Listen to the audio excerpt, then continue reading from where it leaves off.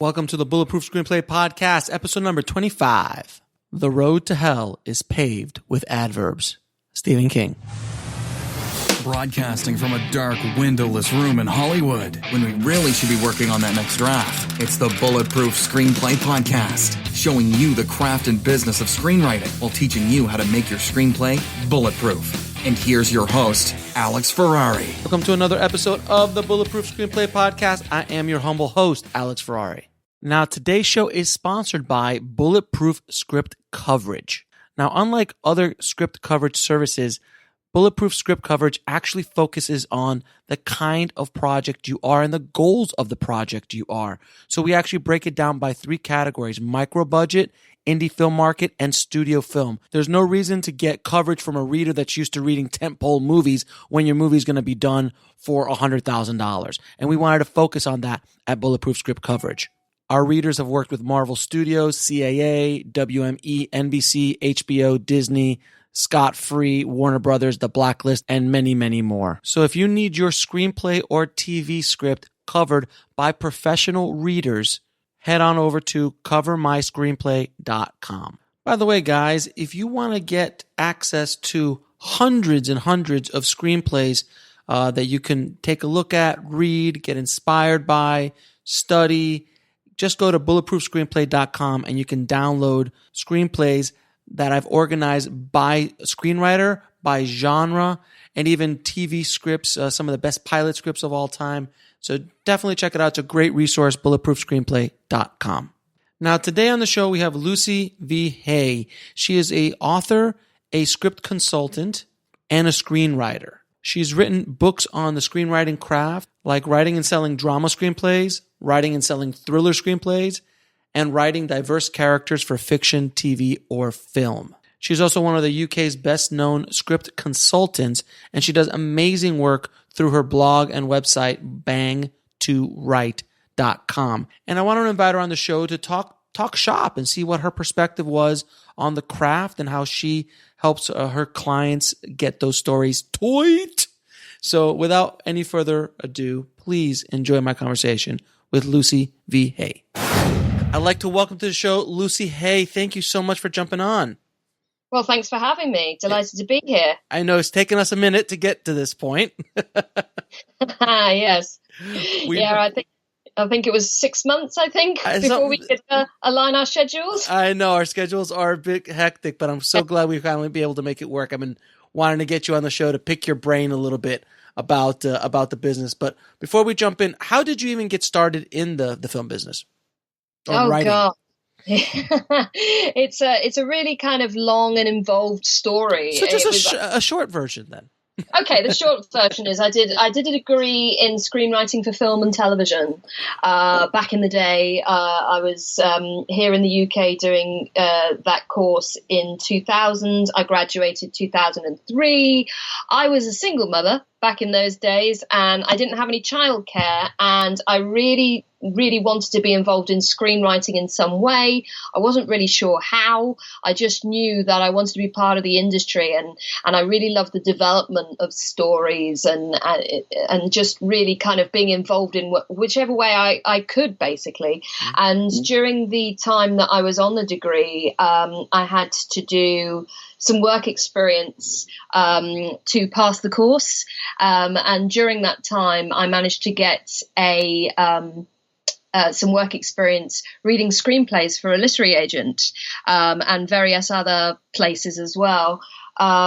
Schemes and a lottery funding initiative and various things like that. So when I came out of university, I thought, well, maybe there is room for someone who can actually read people's screenplays and actually consult on screenplays to actually help people get better and have better opportunities and better ways of kind of breaking in. Because when I was reading in the spec pile for agents and for producers and for various schemes and competitions, one thing I noticed was that there were a lot of first drafts or really obvious mistakes, and people weren't really doing peer review so much then. It was all before social media, it was all before blogs and things like that. So I thought, well, maybe there's a room for somebody like me who could be some sort of advisor, and then I can be involved in screenwriting and with screenwriters. And it took off really quickly, and I thought I would be dealing predominantly with new writers who were wanting to break in. And whilst that was true, I very quickly started getting clients who were much higher up the ladder. And I was reading for people who were working in television, who's working in movies. And before I knew it, I was even had some clients who were, pretty famous. I was like, wow. So I figured I must be doing something all right. And I think one of the key elements for that, for kind of making the splash that I did, was probably the blog. I was one of the first people to kind of get into screenwriting as a blogger. Although there were lots of screenwriting blogs from screenwriters' point of view, there weren't so many about the actual craft of screenwriting in those days, especially in the UK. Mm-hmm. There was things like John August's blog, and around the same time Go Into the Story started, and various other websites, a Wordplay, ones like that, but they were all very, very American. And I saw that there was this kind of gap in the market, if you like, for UK screenwriting advice, specifically as like a teaching blog. So yeah, I dived in with both feet, and so like 10, 15 years later, here we go. Awesome. Now, what are some of the biggest mistakes you see in first-time screenwriters?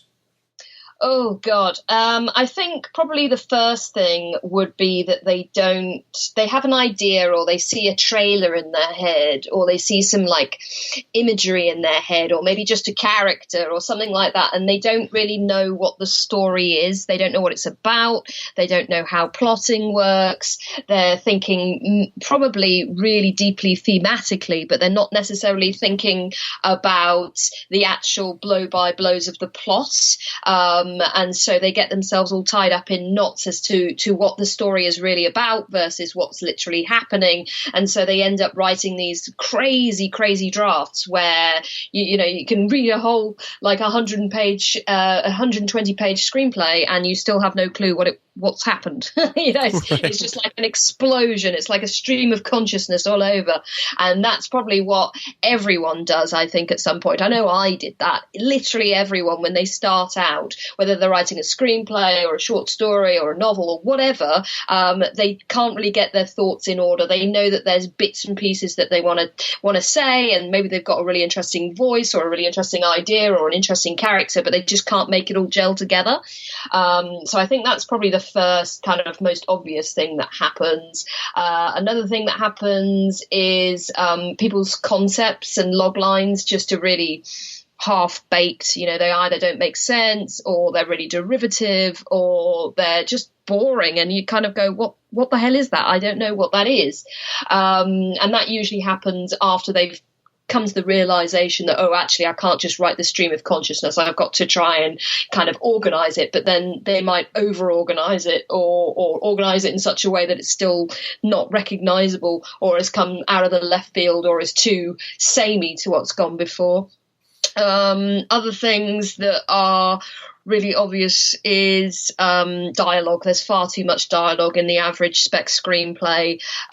Even if it's good, they probably still don't need a third or even half of as much as what they've got. Mm-hmm. So they forget that it's a visual medium. A lot of writers fall in love with dialogue, and some of them are really good at dialogue, but they forget the visuals.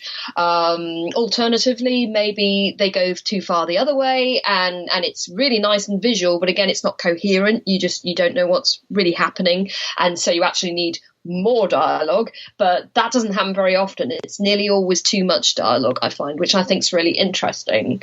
Other things, structure is a big issue. People just don't know how structure works because they haven't done enough research into what structure means to them.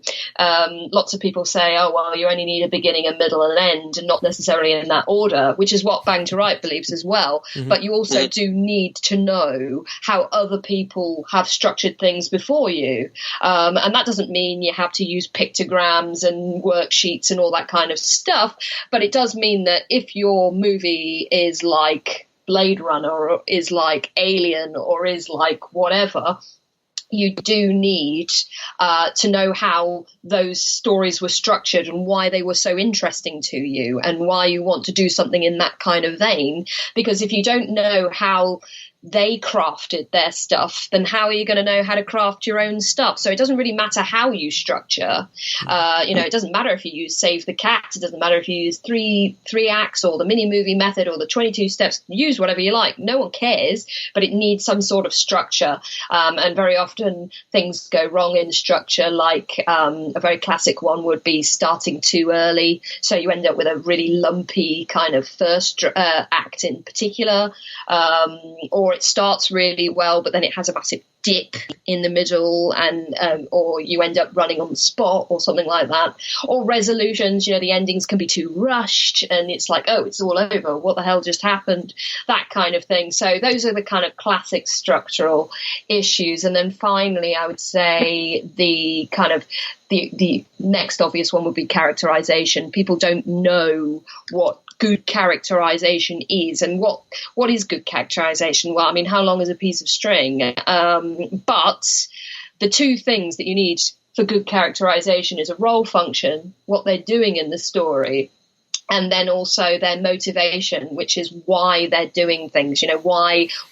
What do they want in the story? Very often writers will understand motivation, but they won't necessarily understand role function. Role function are things like protagonist and antagonist. They usually get those okay. Protagonist usually these days. Antagonist can be a little bit more up in the air, but usually most of them can get those two main ones. It's usually the secondary characters where things go wrong, the mentors, the Jobsworths, the love interests, all those kind of secondary supporting kind of characters will go wrong. They'll be boring, or they will have overthought them somehow. I mean, very often people get really angry about love interests always being female, for instance, but rather than actually changing the love interest to a male and making it a gay love story, for example, which might make it a bit more fresh, they will turn it into, like, I read a lot of rom-coms that have no romance in. It's like, why is there no romance in this rom-com? Which sounds insane, and that's because it is, because we need romance in a rom-com. And if you don't like the fact that certain characters are love interests, for instance, then don't write a rom-com, write something else. But people try to reinvent the wheel a lot, and things get out of control very quickly. I mean, even an anti-rom-com has still got romance in, it's just that an anti-rom-com is like a sad rom-com, it's funny, but it's tragic because they don't end up together. Something like 500 Days of Summer, that was a great anti-rom-com. Something like Crazy Stupid Love was an anti-rom-com. It's all about the relationships where things go wrong and maybe you won't recover from them, but you learn something, and so it's still hopeful and it's still useful in it's not a tragedy where everything is ruined. But they don't know the difference between a rom-com with no romance and an anti-rom-com, and I think what I'm really talking to you about now is the fact that writers don't do enough research. They don't do enough research into the craft, and they don't do enough research into their art. If you want to write a rom-com, you should be watching as many rom-coms as possible. If you want to write a horror, you should be reading and watching as much horror as you can. You should be reading novels in that genre. You should be immersing yourself in your craft and also in the styles that you want to do. It sounds obvious, and that's because it is. But unfortunately, a lot of writers don't really get that. They say, I haven't got enough time to write. So I want to write every night. And it's like, well, you'd actually get your writing done a lot quicker if you immersed yourself in the situation. That's what pro writers do. They immerse themselves in a story and in that story world. So what you're telling me is that my idea to bring back dinosaurs and have them in a park is probably not going to fly nowadays. Well, I mean, you could give it a try, but I think someone might have got there before you. I mean, certainly. I mean, everybody loves dinosaurs. Literally everyone. I'm joking. I know. But if you actually could find some sort of twist on that dinosaur story, then by all means, I mean, we're talking there about genre busting. If you can bring us something that we've seen before that's pre-sold, like dinosaurs, like vampires, like werewolves, like whatever, zombies, zombies. Yeah, if you can actually bring us something that we've never seen before and make somebody like me, a script reader or a script editor, go, God, why haven't I seen this before? Then they're going to pass it up the chain to their boss and say, you'll never guess what. I've seen, a new take on the vampire myth. And they'll be like, you're joking. It's like, no, I really have. Here you go. And that's what gets everybody excited, is this notion of genre busting and bringing something that we've never seen before. I mean, we're talking about the same but different. And most writers do get that after a while, but they probably concentrate too much on the sameness and not enough on the difference. Now, since you've read so many scripts, what do script writers look for in a screenplay specifically? Like the little giveaways. I'm like, oh, this is I'm gonna pass this and take it up the ladder. So a script reader, what does a script reader look for? Yeah, we're looking for something that looks like a script in the first instance. You wouldn't believe some of the. So the stuff written in Word, not so much. Oh no, thank you. Text edit, no. No, thanks. So something that looks like a script in the first instance is always a plus. We have this thing now. I mean, everybody knows about the first 10 pages and how it's got to, do what it's, set up the story and introduce the characters and make us understand where it's going in the first 10 pages, even if that's a lie. But in real terms, because there's so many submissions now, you need to really start on page 1 with a bang. You really, really need to grab someone massively on page 1 now. You need a great visual. If you've got dialogue on page 1, then it needs to be a really cool line. It can't be something really boring. And the average first page of a screenplay is really dull. It's somebody literally walking into the frame and talking about something and doing, oh, this is a big introduction scene of some kind. And it's like, that's not interesting. When we want to start with something really intriguing or shocking or devastating or interesting, something that makes me go, I mean, I read screenplays all day, for God's sakes, and yet I hardly ever sit up and go, ooh, on page 1. Because I'm used to things being, not necessarily grabbing me. But that very first image, that opening image, has got to really grab me. I mean, I read one yesterday that I was blown away by. It was awesome. It was the first thing I did after reading it was call up all my friends and say, you'll never guess what? I read a brilliant page 1. And they'll be like, no way, because script readers don't read brilliant page 1s very often. So that's part of it. Another thing that we're looking for is confidence. You wouldn't believe how kind of apologetic a lot of writers write. You've got to really own the page. I suppose that's what people mean when they talk about voice, this notion of confidence and actually owning the page and actually saying, this is my script. We don't want all these vanilla screenplays that are really just really bland. We want something that's going to grab us. Again, we're talking about this notion of being really hooked. So not just imagery, but the way you write it as well, a sense of confidence, a sense of voice. Another thing that we want as well is an intriguing character of some kind, something that we haven't seen before. Because although sometimes storylines can feel a bit like they're, like we've seen them before, I'm so bored of seeing the same characters over and over again, and they'll be the same characters in different genres and different styles. People have got to think a bit more outside the box, and I'm pleased to say that we're actually seeing a lot more diversity now. There was a point where it was all male leads, they were all white all the time, and of course there are some great films and TV shows with white male leads. It would be absurd to say that there aren't. There are some really, really good ones. But does it have to be that guy every time?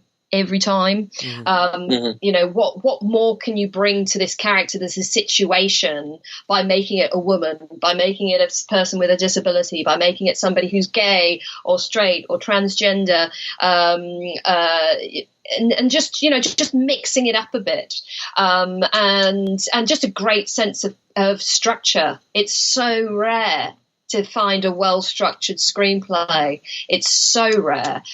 So every time that happens, and it makes it so easy to read. And when something's an easy read, you read it fast and you pass it on fast. If you have to read it and it takes a long time, your interest is going to wane. You're going to forget. You're going to put it to one side. You're going to forget to call your boss or your collaborator or whatever. Whereas if you read it and go, wow, amazing, you're going to be picking up the phone. You're going to be writing an email. You're going to be writing a tweet going, oh my God, I just read something amazing, you know, and all that kind of stuff. And that creates buzz, and that makes you far more likely as a writer to get onto someone's radar. Very good. That's an excellent answer, by the way. Excellent answer. Now, what are some tips on selling dramas in today's marketplace, which they are just so difficult, but I'd love to hear some ideas of yours. Well, of course, I wrote a whole book on this called Writing and Selling Drama Screenplays. But basically the potted version of saying, you know, how to sell a drama, because you're absolutely right. Drama's a dirty word in the current marketplace. You know, there's a lot of producers out there selling their dramas as thrillers, for example, when they're not really thrillers at all. Although some of them do a very good job. I mean, I saw one of my case studies in the book is called Hours, and it's by the writer of Arrival, Eric Heisura, and it was his directorial debut, and was a fantastic drama. It was about fatherhood. It was about responsibility. It was just beautiful. It was really, really good, and it was the last job that the late Paul Walker from Fast and the Furious did. And yes, of course, I remember that movie. Yes. Yeah, it was a great film. I loved it. But they did sell it as a thriller, the distributor. They had him on the front cover looking all rugged and stressed. It was going, you know, like it was, and they had him on the back, and he's carrying a gun and all that kind of stuff. It does look like a thriller. So some distributors and some producers as well will sell dramas as thrillers, especially if it's got a very compelling kind of survival element in it, like Hours did, because it was set in the New Orleans hurricane. Sure. Yeah. So if you've got some sort of hook, like a survival situation, then maybe you could do that as a thriller. But that is a bit of a cheat, really. But it can work. Having said that, you can sell it as a thriller. You could also sell it as a comedy as well, because there was a movie about cancer called Stepmom, starring Susan Sarandon and Julia Roberts. Beautiful story about an ex-wife who has to leave the care of her children with the new wife's husband.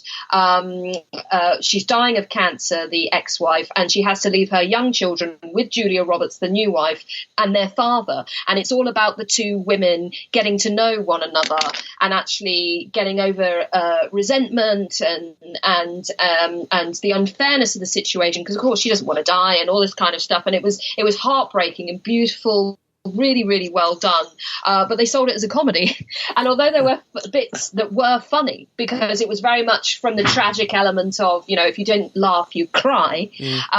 It wasn't a comedy, it was a drama. But the distributor sold it as a comedy. I remember the trailer and I do too. and I don't think they even mentioned cancer in the trailer. No, they do. Of course not. Who's going to watch that movie? Exactly. So, but it was a beautiful film. I saw it on television. Yeah, I saw it on television by accident, and I was weeping buckets. It was so good, brilliant performances. So, so thriller or comedy, trying to give it that kind of sense can work, again, with this notion of issues as well. Things like cancer, things like teenage pregnancy with Juno, you can give that as a hook, using issues as a hook to sell them can work.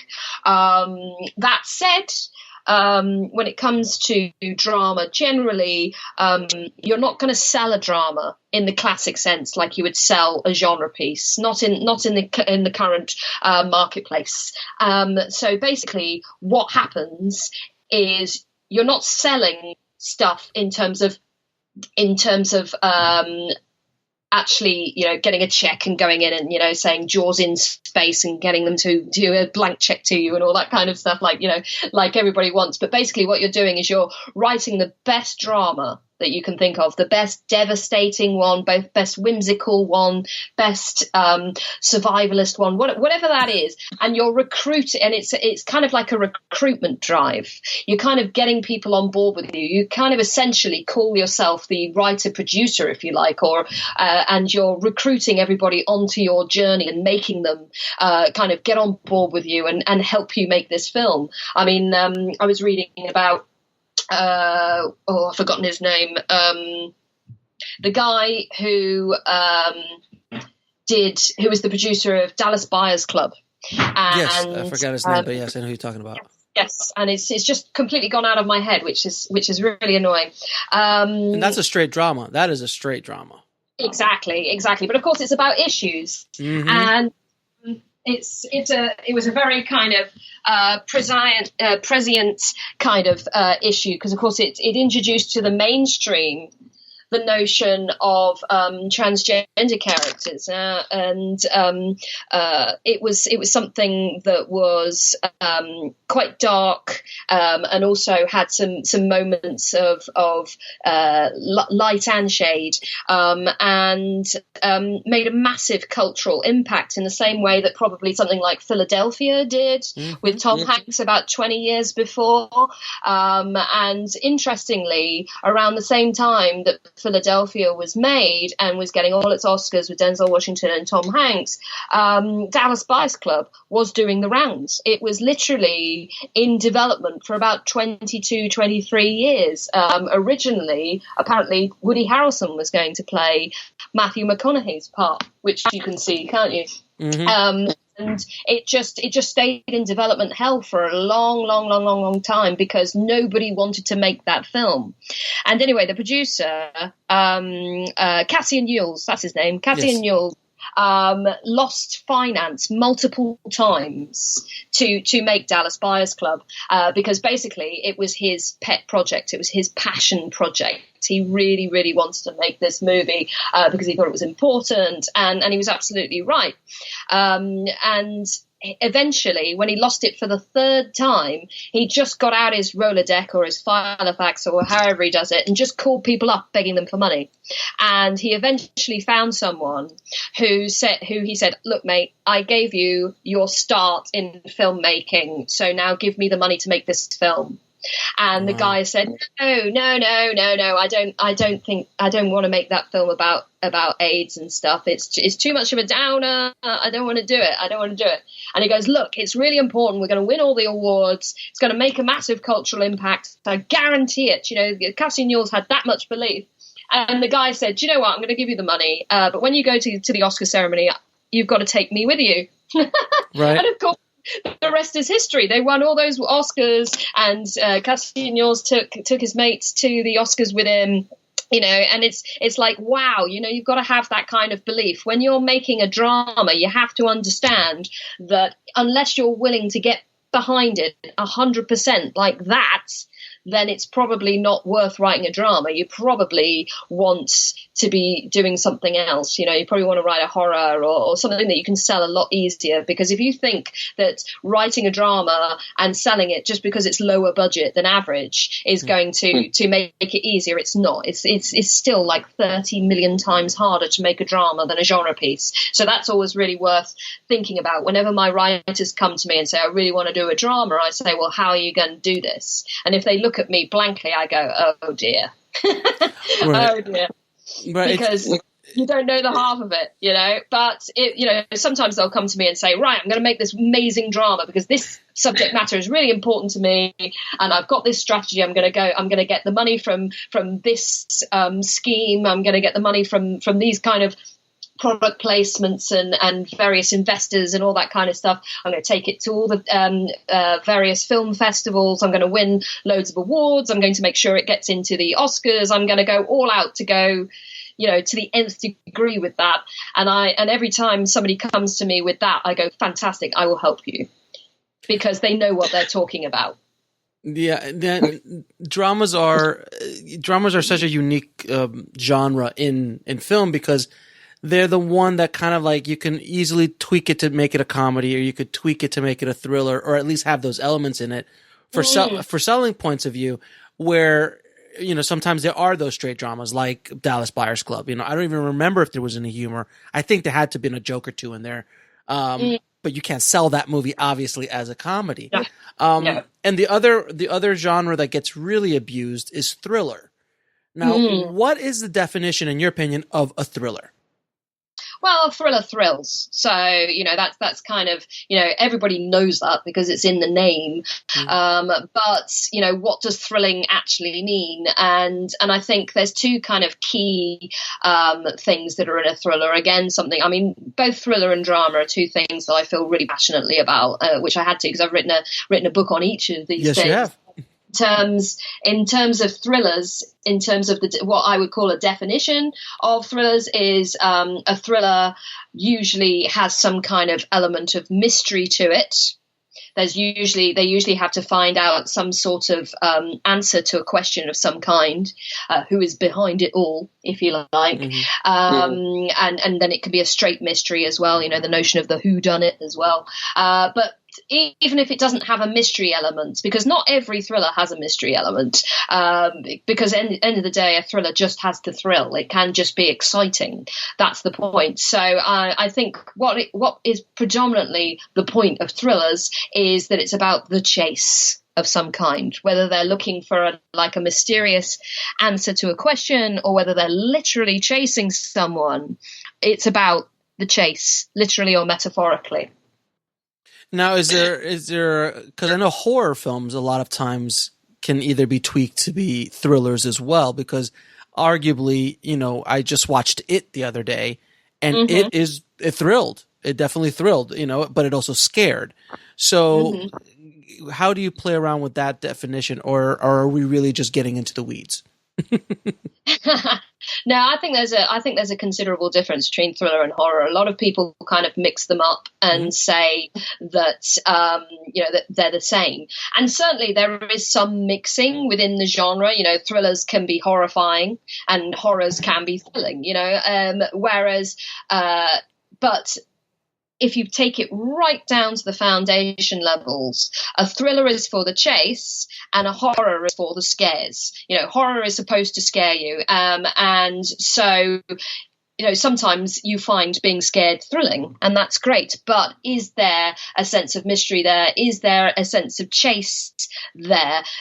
Probably not necessarily. Something like It, for example, is a classic horror because, yes, there are thrilling elements in it. I loved it when he jumped out of the fridge and out of the and all that kind of stuff. I loved all of that because it is thrilling to me because I enjoy being scared. But ultimately, It and arguably most of Stephen King's work in general is about vanquishing the beast. There is this bad thing and you have got to stop it. That's the point of horror.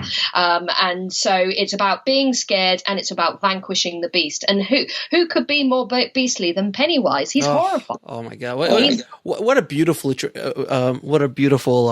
rendition of that novel. They did such a beautiful job. And it was really good. Yeah, I can't wait for the sequel. I can't wait for chapter 2.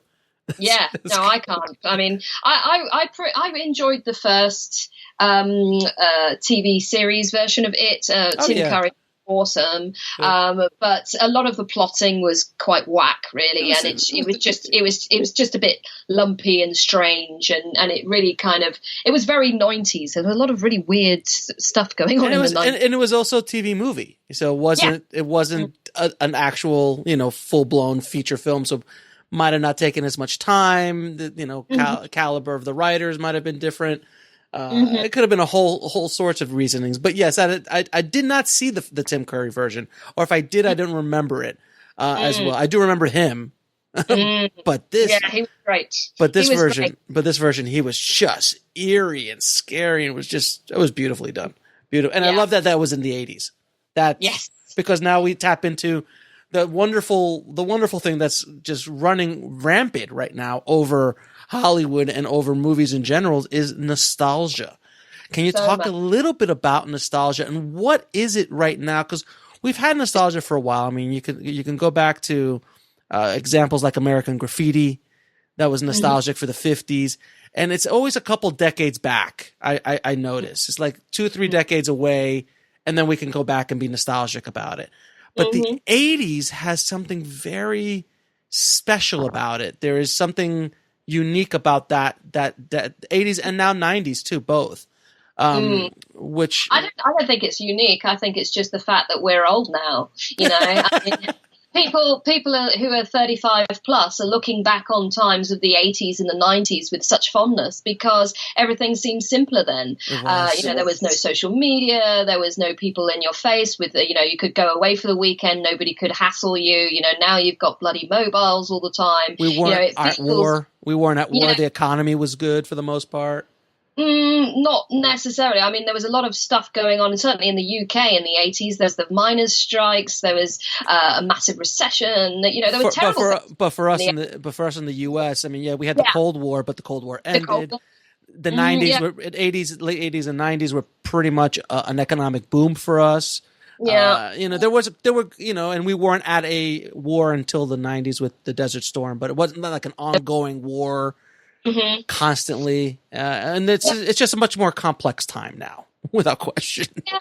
I'm not sure it is actually. I think there's always been crazy things going on in the world. I think we just hear about them more now. Had all kinds of stuff going on in the 90s that we never heard about at the time. The Taliban taking the stronghold and stopping all the women going to work, and there was the Chechnyan rebels and the destruction of the USSR and Yugoslavia was gone. And I guess I think we were ignorant back then, and it's just we didn't get the information as much. It's just now we're overloaded with it. Yeah, I think so. I mean, the genocides that were happening in places like Rwanda, for example, just every bit as bad as those things that ISIS are doing, and yet apparently these are the worst times that we've ever lived in. And actually, I think we've always lived in terrible times, and I think we've always lived in wonderful times. I think it depends where you are, and I think we're looking back with nostalgia for the 80s and 90s because we're looking through rose-tinted spectacles. Now, I loved my, being a child, I loved being a teenager, and all those kind of things, but I'm not denying the fact that I had problems and the world had problems at the time, and I think that's something that a lot of people forget.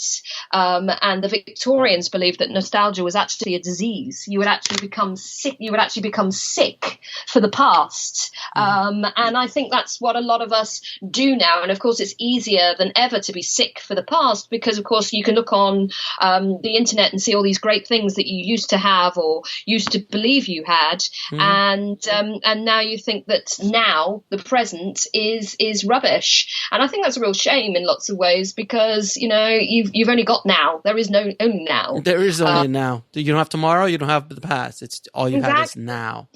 None of us know how much time we have, and unfortunately a lot of us waste it by worrying about things that have already gone, worrying about things that might not happen, and saying that everything about now is terrible.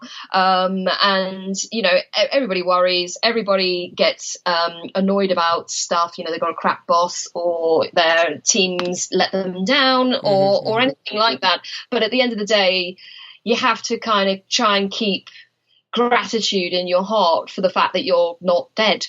That's a very good point. At the end of the day, you know what? You should be grateful that you're not dead. I mean, you're here. Might as well enjoy it while you're here and enjoy the present moment. And that's the only thing you really have control over. And I think that's a great way to write a character. Because also characters a lot of times have the same neurosis that we have as human beings. Which I was going to ask you. Psychology. I've suffered from depression. Well, of course. So it can be easier said than done. No, without question. It can be easier said than done. Yeah, it's something, a lot of people get really annoyed and say, oh, when you say that, you're sticking the boot into people who have mental health issues. And it's like, no, I've got every sympathy for people with mental health issues. Life is hard. And sometimes, the chemicals in your brain really screw with you. I know that just as much as anyone. But, we have to reframe things, the bad things, and we have to kind of hope for the best, because what else is there? There is literally nothing else. Pretty much. Now, you also wrote another book about writing diverse characters. Can you give any advice, any small tips on how to write a diverse character, and what is your definition of a diverse character? Well, I mean, a diverse character, the notion of the word diversity, it just means variety. Okay. For a lot of people, as soon as you say diversity, they think that you mean race, or they think that you mean LGBT, or female leads as well.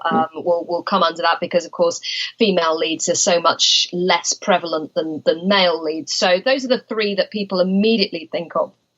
And then I would also say, well, disabled characters are a thing as well. And it's actually shocking how little diversity there is in showing the disabled experience on screen. It's really, really surprising if you actually break it down, how many disabled characters you see. Nearly always wheelchair users, nearly always male, nearly always white. They nearly always want to kill themselves. It's pretty sad. It's actually pretty sad. It is really sad. The My Left Foots of the world are rare.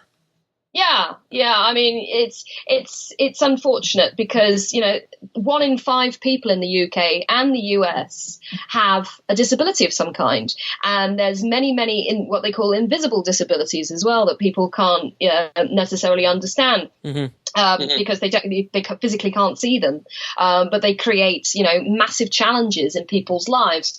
We also tend to see disabled people only in drama, because drama is about struggle, and we able-bodied people immediately think, oh well, if you're disabled then your life is bad, which of course is nonsense, is absolute bilge. And so it's really great to see more and more disabled characters in genre pieces. So for example, Furiosa would be the obvious choice there. She was great. She was so good. And she didn't just have a disability, she had essentially an upgrade, because had she not had the robot arm, then Max would have fallen from the rig and gone under the wheels of the truck. And of course, she saves him, and she would never have been able to grab him like that with her normal arm. She could only grab him with her robot arm. And we've seen robot arms a lot in Hollywood, which I always find really intriguing. Bucky from Marvel has got a robot arm. He's now got a vibranium arm Wakanda gave to him. There's Detective Spooner, played by Will Smith in the iRobot in 2005. He had a robot arm as well. And we've seen other robot arms in general. And of course, the Mad Max universe has always placed disability at its heart, right from the very first movie across the franchise. And so I would like to see more characters in disabled story worlds, where people, have issues to do with their disability, but not necessarily their whole story. I would love to see that. I would love to see more working class characters, especially from UK writers. We have a bit of a hang up on lords and ladies and all that kind of stuff over here. Really? Is there? I heard there's a wedding going on. Yeah. What's that? I have no idea. No, seriously, I was on a train last week, and one of the thing came over the tannoy saying, that there's going to be major disruption on the line next weekend. And I thought, what the hell's happening next weekend? And I had to Google to find out it was the royal wedding. I was like, that's how disinterested the average British person is in the royal wedding. Oh no, but they're obsessed about it here. I mean, obsessed. It's insane. Yeah, my sister lives in Australia, and they're obsessed with it over there as well. And all my Australian friends and American friends keep saying, "Oh, you're ready for the royal wedding." It's like, how can I be ready for the royal wedding? I'm not going. Everybody, people assume that everybody in Britain is going to this wedding. It's so funny. I guess it's because we don't have, kings and queens here. So I guess that's the thing. I guess like, I don't know why Americans are so enthralled with it for so much. I'm not. I just, every time I turn the television on, I see these guys. I'm like, I know way too much. I know way too much about the wedding already, and I'm not even following it. Yeah, I've managed to mute and unfollow pretty much everyone who likes the wedding now. So I've managed to be in blissful ignorance. So that's great. Now, so again, one last question I wanted to ask you: how do you construct a proper pitch? Because I know that's such a difficult thing for writers and for filmmakers in general to pitch their ideas. In your opinion, how do you construct a proper pitch? Well, I would say the first thing you need is to think about your logline and how you actually communicate your story in the logline. I often talk on Bang to Write about what I call the 3 C's of a good logline. So we're talking about clarity, which is obvious. It's got to be clear, but you wouldn't believe how many loglines just aren't clear. And so you don't really know what's happening. And so a really good thing to do is to check for clarity always and post them in places like, well, the Bang to Write Facebook group will have you can write it on the wall and all the Bang to Writers will chime in and give their feedback on the log lines, and that really works, especially on clarity issues, because then you've got like very often 10 or even 15 people will chime in with their feedback, and if they're not getting it, then you know that you've got a problem. There's another great website called Logline It. So it's logline.it, and you can actually put your log lines up there and ask for feedback. Another one that you can do is Reddit has a great group called Screenwriting. And you can put your log line up there. You do have to be fairly strong stomached to. Oh, yes. Anytime you go onto Reddit, you have to have a strong stomach. Yeah, you do. So if you get upset easily, don't go on Reddit. Is my they're brutal. My advice. Aren't they just brutal? Like they're the worst. Most brutal. Oh God, absolutely brutal. I mean, there was this guy on Reddit the other week. I mean, he was going on and on and on at me. I had to mute him in the end. He was going on about how I hadn't done anything in my career and how I was really sad and blah blah blah. It's like, whoa, why are you unleashing so much vitriol on me? I mean, for God's sake. But whatever. It's his problem. Exactly. Problem. He's in a very sad place, no doubt. But so Reddit can be brutal. But in the Bang to Writers Facebook group, we're always very, the whole point of it is moral support, sure. and peer review. So by all means, put your log lines there. So clarity would be the first C of the 3 C's. Character is another one. So who is in this? What is their motivation? What is the point of them being in this thing? And very often we have the same kind of characters, even in log lines. One thing I've noticed over the years is what I call the negative adjective female. And there's always, the guilt-stricken young woman or the bereaved mother or the whatever, something really negative, and then she has to overcome something, even in a genre piece. And it's like, oh my God, why can't we just have a kick-ass female spy for once? Why do they all have to be guilt-ridden? Why do they all have to be traumatized? It's like, oh my God, so again, that can flag up some really interesting things. And then the last one would be conflicts. What is the situation that this character finds themselves in? So we're talking clarity, character, conflict. That's the 3 C's and the keys of a good logline. From there, I would say, in terms of pitching, especially if you're pitching in real life, like at a pitch fest or on, one of those, Skype meetings that you can book with various producers and stuff now. The first thing I would say is introduce yourself, who you are, whether you have any credits, and actually say what you're going to be pitching, whether you're going to be pitching a feature or a short film or a TV. Don't just jump into it. No, don't just read out your log lines. I've had a lot of very bad pitches over the years where they basically just kind of sit down and go and blah, and just bark a log line at you, and you're like, whoa, what's going on? We're human beings. Remember that. Exactly, and it's really, really good if you can make some sort of connection. All the best pitches I've ever heard, someone sat down and said something like, "Oh, hi, I've read your blog. I really liked your article about blah. I know you like female leads. I know you like thrillers, so I'm going to be pitching a thriller feature for you today." And I'm immediately thinking, "Oh, this person's done their homework. They know what they're talking about. They know me. They know of me."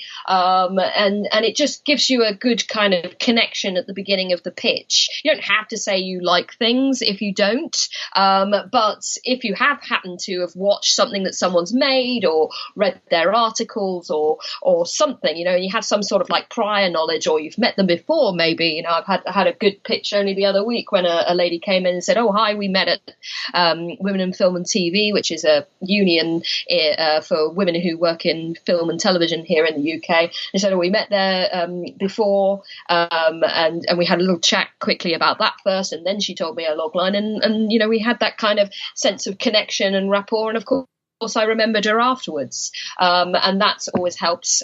So yeah, introduce yourself, say what you're pitching, say your logline, try and deliver it conversationally if you can. Don't just read it out, and then be available for questions about it. And before you go to the pitch, try and think of the questions that they might ask. I mean, that doesn't mean that you're necessarily going to cover all of them, but to actually have an idea of what they might say will give you confidence, and confidence is what always powers a good pitch. Very cool. Now, can you tell me a little bit about Bang to Write and the good work you're doing over there?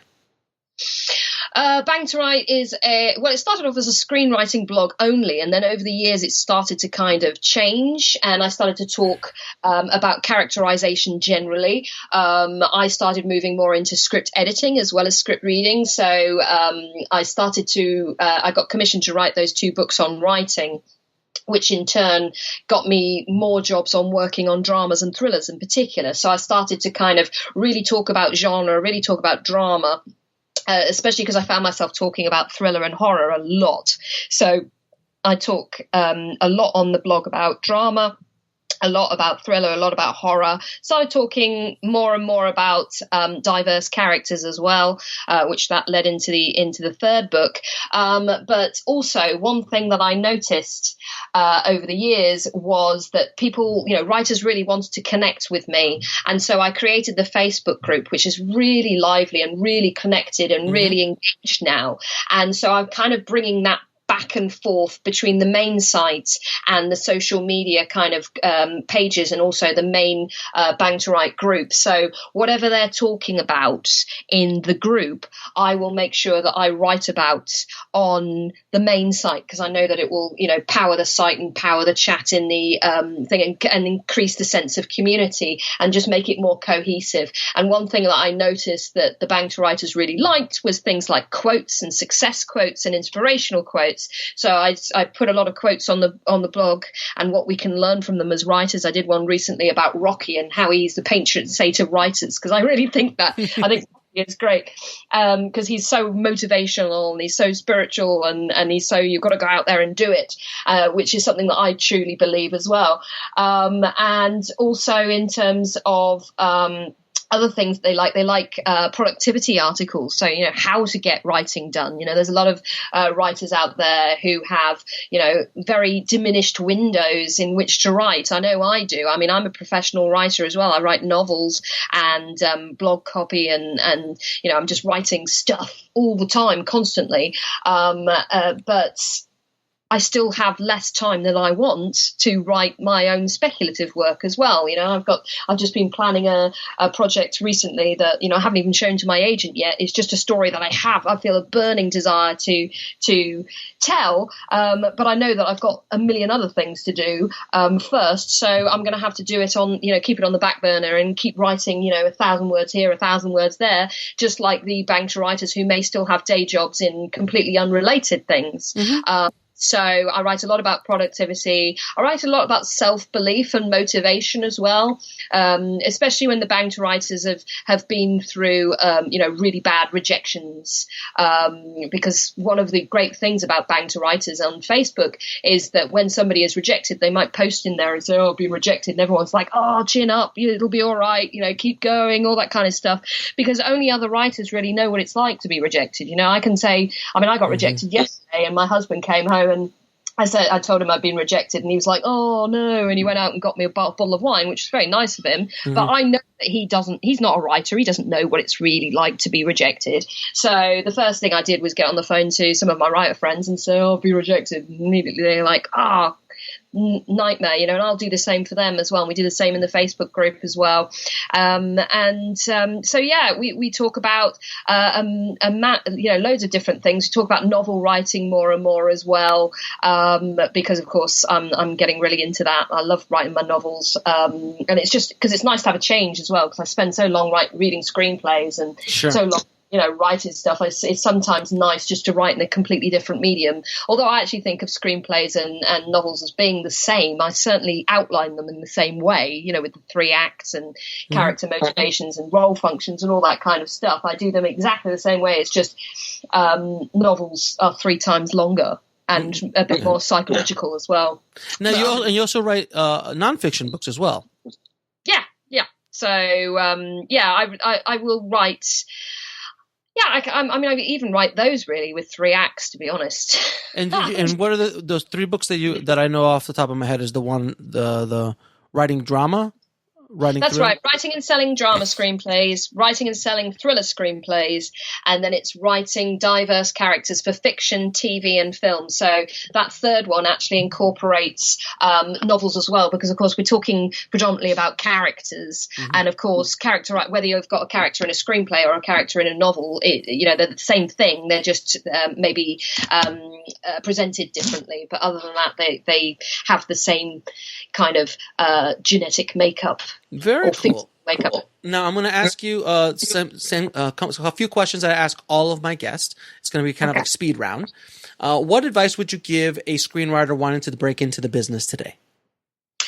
I would say get a website and do online networking as much as possible. Learn about what it is to do good online networking via social media and via your blog, and actually how to bring people to you. So in other words, create a platform. I think that's really, really important. Looking back, I did that kind of instinctively, and it's really held me in good stead. Very cool. Now, can you tell me what book had the biggest impact on your life or career? Oh, blimey, there's been so many. I mean, I read about 100 books a year, so it's difficult to say, really. Is it fiction or non-fiction? Doesn't bother, either one. And just something that comes to your head. I think for me, weirdly, the one that kind of really sticks out for me, I probably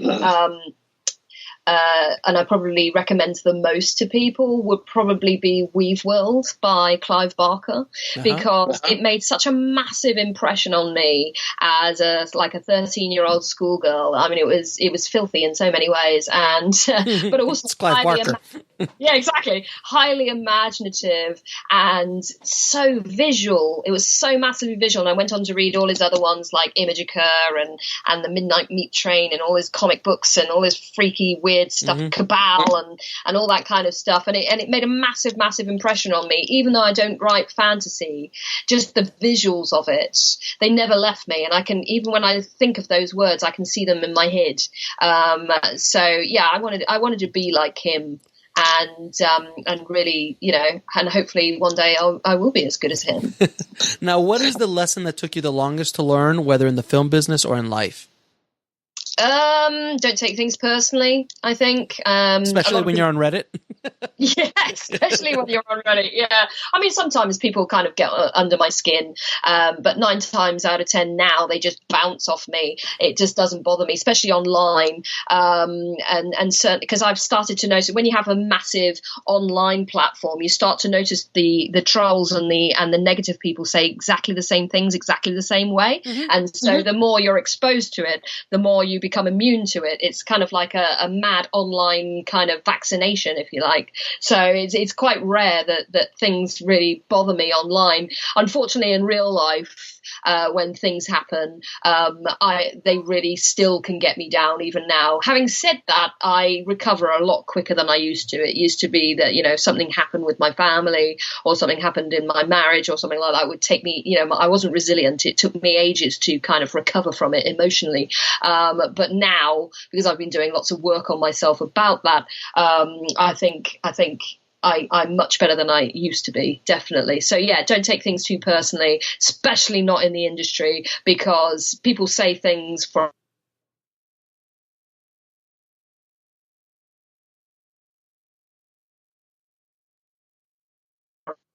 when they just work on the basis that they don't mean it. And if they do mean it, just tell them to go, F themselves. Okay. And 3 of your favorite films of all time. First one has to be Alien. Left a huge indelible mark. I watched it when I was about 11. That would do it. That'll do it. Yeah, and I was really shocked, and it just totally overwhelmed me, and I just couldn't stop thinking about it. And then I rewrote Alien in my various notebooks for about 5 years afterwards, just writing the same thing about a girl going into space and getting attacked by monsters. And some of them were all right, actually. I've got a couple of my notebooks and think, maybe I should do something with some of those someday. So yeah, if you ever see a space story from me about a girl being attacked by monsters, you know why. Another one that really kind of made a massive impact on me would be Blue Valentine, the drama starring Ryan Gosling. Great movie. So good. Another Cassian Newell's one, actually, that he produced. And it was so good. It was so true, about, the nature of divorce and love and, the relationship between men and women. It was brutal. It was brutal. It was so brutal and so true and so beautiful and just tragic and just awful. And oh God, it was so good. I really, really loved it. So yeah, Blue Valentine would be another one. And I think the other one would be Toy Story, because I was about 14 when that movie came out. And I remember, I'd never really seen 3D animation before that. I mean, I know it was around, but I don't remember ever seeing it. Certainly never seen a movie with it. And I remember going to the cinema and I remember being dragged to see it because I was like, I don't want to go and see a kid's movie. I'm a grown-up. And I was like, wow, I could not believe my eyes. I mean, actually, when you look at the first Toy Story now, it looks quite dated in comparison to Story 3, but at that time that was the best they could do, and I was amazed by it. And I was also amazed by the fact that it was a family movie rather than just for kids. And I just loved all the, like, hey, I'm Picasso, and his face is on sideways, the potato head and stuff like that. And I remember getting it and laughing, and I was the only one that laughed in the cinema. So embarrassed. But it was because I live in Devon in the UK, which is tiny, and there was only about 20 people in the cinema. But I remember thinking, why don't the grown-ups get it?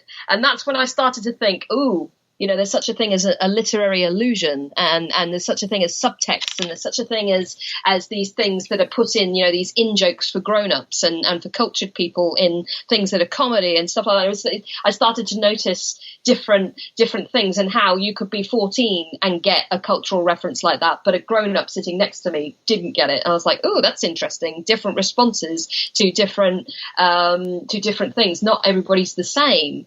And so, all of these movies really kind of, set off things in my head, as it were. I mean, because of Blue Valentine, that's when I wanted to write the drama Screenplays book. So when my publisher said to me, do you want to write another writing book? The first thing I thought of was Blue Valentine. I thought, I want to write something about that somehow. Right. I want to kind of do, look into what drama is and what the minutiae of that thing is, because drama can be anything. It can literally be anything. Yeah. So how do you put it down? At least with thriller, that thriller thrills, and it's got to be thrilling in some way. And it's got to be about chase. It's got to be about mystery, or in it, so that chase is figurative or literal. But what is drama? What is it? And what is it that makes me interested in it when something is so devastating as, say, Blue Valentine versus something like Little Miss Sunshine, which is not devastating at all, but it still has pathos in it. So what is the difference? And so, that set that off and made me think, what is this thing about emotional truth in drama? Now, where can people find you and your work? Well, you can find me all over the internet. I'm like germs; I get everywhere. So if you Google my name, Lucy V Hay, Hay, you'll find me. If you Google Lucy Hay, you'll find the Countess of Carlisle in Scotland. I can't win against her, unfortunately, because she's a historical figure from the 16th century. Sure. If you Google Lucy V Hay, you'll find me. If you Google Bang to Write, you'll find me. BANG 2 WRITE. That's one word. And I'm bangtowrite.com. I'm lucyvhayauthor.com as well. And I'm basically on all of the platforms. I'm on Reddit. I'm on Facebook. I'm on Twitter, Pinterest, Instagram. Awesome. You're tripping over me. I'm literally everywhere. Well, I'll make sure to put those links and also links to your books in the show notes. Lucy, it's been wonderful talking to you for this last hour. Thank you so much for dropping some nice knowledge bombs on the tribe. Thank you so much. Oh, you're welcome. Thank you, Lucy, for dropping some knowledge bombs on the tribe today. If you want to get more information about Lucy and her work at Bang to just head over to the show notes at indiefilmhustle.com/BPS025, where I'll put links to everything we spoke about in this episode. And guys, if you haven't already, please head over to screenwritingpodcast.com and leave a good review on iTunes. It is so helpful to the show, and it helps the rankings of the show. And I really want to get all this information out to as many screenwriters and filmmakers as humanly possible. So that's screenwritingpodcast.com. And that does it for another episode of the Bulletproof Screenplay podcast. Thank you so much for your support. I hope this episode was of service to you on your journey as a writer, as a creator, and as an artist. As always, keep on writing, no matter what. I'll talk to you soon. Thanks for listening to the Bulletproof Screenplay podcast at bulletproofscreenplay.com. That's BULLETPROOFSCREENPLAY.com.